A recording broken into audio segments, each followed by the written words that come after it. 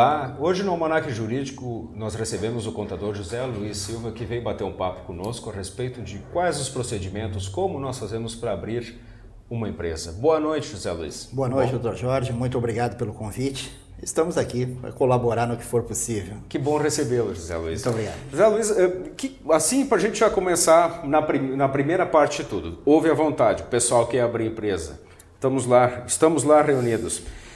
Que conselho o senhor passa para essa pessoa que quer constituir empresa? O que ele trata nesse primeiro momento? Eu diria o seguinte, o empresário, principalmente o empresário de pequeno porte e pela primeira vez iniciando na iniciativa privada, o que ele deve fazer? Em primeiro lugar, ter definido o seu próprio negócio, estudado o seu próprio negócio. O que acontece muitas vezes é que as pessoas muitas vezes com pequeno capital, tem um sonho de realizar a constituição de um negócio próprio. O que acontece nisso tudo? Hoje nós temos uma parte legal, uma parte estrutural, que é local, instalações, tudo que é necessário para aquela atividade. E depois disso, nós temos o quê? A continuação do negócio, ou seja, o dia a dia. Então, tudo isso tem que ser muito bem planejado. E aí nós temos que procurar uma boa assessoria jurídica, uma boa assessoria contábil. Estamos aí hoje com os sites, os programas do governo, Senai, Senac, depende do tipo de empresa, o próprio site da Junta Comercial. Muitas ajudas hoje nós temos em função da internet. Então, tem que procurar esse estudo. Inicialmente, o primeiro passo é o estudo. Eu acho que isso vai dar para ele uma tranquilidade futura.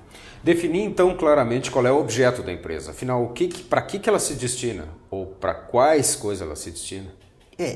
Eu noto, né? Vou dar um exemplo. Lembra dos PDVs? Então, todo mundo pegou dinheiro. Então, houve van de cachorro-quente, houve lancheria, houve loja de bijuteria.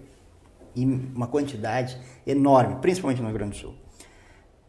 Alguns anos depois, sumiram as vans. É mesmo, sumiram as vans. Esse é um exemplo que eu sempre trago, né? O que foi isso? Você não estava talhado para aquele negócio, o público-alvo, né, era pequeno, para aquela quantidade que existia. A legislação também municipal, né, colocou regras, porque houve um avanço muito grande dessas atividades. Então, faltou o quê? Faltou planejamento, faltou estudo disso, faltou uma orientação legal também, né? E foi o capital embora, o que é pior, não é? Então, isso tudo... Claro, num negócio que desvaloriza, né? Porque a van não...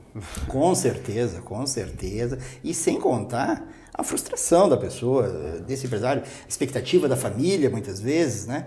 Porque quando tanto o marido ou a esposa, que a família, qualquer um parte para um negócio próprio, o que acontece? Há uma expectativa de toda a família. Todo mundo está colocando as suas fichas, muitos trabalham juntos, né? E isso ocorre um insucesso. Como fica? Não é a perda de uma pessoa, só a perda do dinheiro. Existe todo um apelo em cima daquilo, né? E o que fica aqui? E coisa fica para essas pessoas que sofreram esse prejuízo, né? Não quero mais saber, vou me empregar, vou arrumar um emprego. Isso não é que foi mal planejado. E José Luiz, essa pessoa, esse leigo então na atividade, né? É fácil para ele lidar com essa questão dos registros? Olha, eu tenho 30 anos de atividade contábil. Eu diria assim, hoje eu recebo diversas pessoas na minha empresa que chegam com o processo pela metade, às vezes não conseguem nem chegar na metade do processo. Por quê? O sistema hoje está totalmente informatizado, codificado e classificado por atividades, por região, né? Hoje há uma integração junto à prefeitura, que é a Fazenda Municipal, Fazenda Estadual, Receita Federal. Ou seja, você tem que prever todo esse processo, não é simplesmente pegar um formulário, preencher e colocar na junta. Se ele for razoável, pode ser até aprovado, mas ele não vai conseguir o processo todo, porque ele vai esbarrar num determinado momento e que ele para porque aí falta do conhecimento da legislação. Mas pela sua experiência de lidar com isso, acho que diariamente até, o que é um principal motivo que a gente vê para acontecer essa perda de rumo? Eu vejo o seguinte, hoje nós não temos políticas fortes de apoio ao pequeno empresário. Hoje a gente tem legislação, tem palestra, tem curso, mas efetivo. Vou lhe dar um exemplo. Hoje eu constituo uma empresa e vou a um banco, sistema privado. Antes de 3 anos, o banco não quer nem conversar comigo. Ele não... 60 dias, 90 dias, quem sabe pelo movimento? Não. 3 anos. Até 3 anos, você é um CNPJ que tem uma conta simples. Se você... Olha só como são as coisas. Quando os analistas bancários dizem que você tem que ter 3 anos de vida, é porque estamos colocando um prazo de sobrevivência. Sobreviveu, esse poderá dar certo. Então, isso já é um limitador. Quando você mais precisa do banco, é quando você está iniciando. Quando você está bem, você não precisa do banco. Mas então existe um descrédito sobre o empreendedor nessa hora? É que o sistema financeiro ele é muito seguro, né? Hoje o banco só lhe coloca valores à disposição se você tiver garantias, se você tiver resultados, se você for uma empresa sólida. Tá? Então isso é complicado para o pequeno. Eu não tenho capital de giro, eu não tenho um apoio, não tenho prazos para pagamento, por exemplo, dos impostos.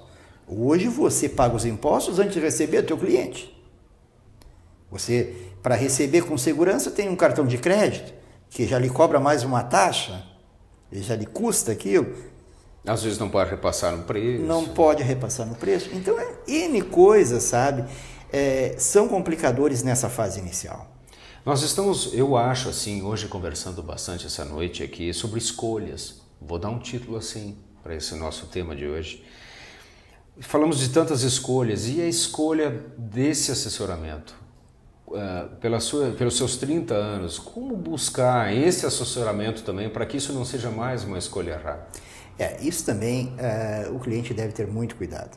Em primeiro lugar, nós temos o Conselho Regional de Contabilidade, porque muitas vezes você chega num escritório contábil ou num profissional através de um anúncio de jornal, de uma revista, certo? Mas procure, em primeiro lugar, entre em contato com o conselho, se esse pessoal está habilitado, se ele está devidamente registrado, se ele não tem algum processo, né, já em andamento, alguma coisa que tenha ocorrido. Tem essa experiência, essa vida, né? Que tem. E segundo também, peça uma lista de clientes, tire informações, não é? Afinal, você vai entregar o seu negócio, vai abrir a sua vida, né, para esse profissional. Ele vai lhe assessorar durante, no mínimo, 1 ano, certo? Que seria o ano fiscal, que ele é responsável por isso. Então, procure, né, estar seguro desse profissional. Certo? Ele é muito importante nessa hora. E um profissional que não tem condições de dar um bom atendimento na fase inicial, não serve. Você está simplesmente jogando dinheiro fora. Então, procure ter esses cuidados também na hora da abertura e da contratação desse profissional. Porto Alegre hoje tem uma quantidade grande de escritórios, de bons escritórios, então, né, não vá às escuras. José Luiz, foi um grande prazer recebê-lo aqui, né, para nós conversarmos a respeito de um assunto tão interessante aí para todo aquele jovem ou neófito empresário que nós temos hoje aqui na nossa região metropolitana, no Rio Grande do Sul, enfim. Obrigado pela sua presença no Almanac Jurídico. E nós nos encontramos amanhã, no mesmo horário, às 19h45, para um novo bate-papo. Até logo, uma boa noite para você. Boa noite.